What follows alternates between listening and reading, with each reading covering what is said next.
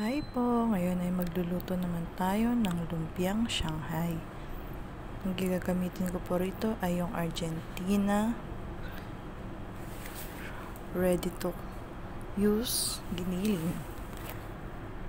At first time ko din po ita-try ang aking meat and vegetable grinder. Ayan, naglagay na po ako dyan ng carrots, sibuyas at kinchay. Gagrind lang po natin.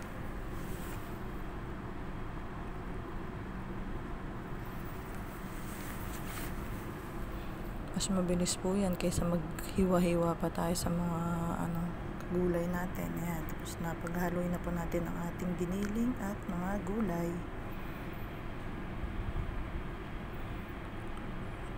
And then isang itlog. And then salt, pepper, at bechin. And then mix lang po natin.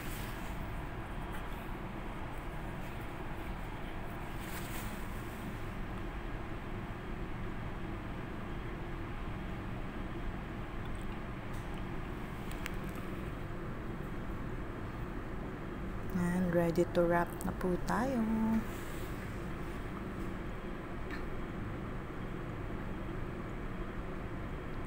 Gusto ko po itong gawin yung magbalot ng lumpia. Nakakatuwa kasi.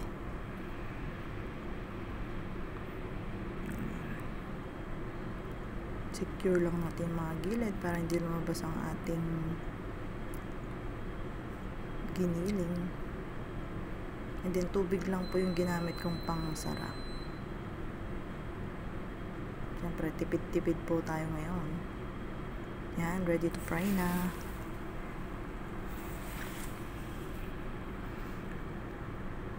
Tapos antayin lang po natin siyang mag-brown.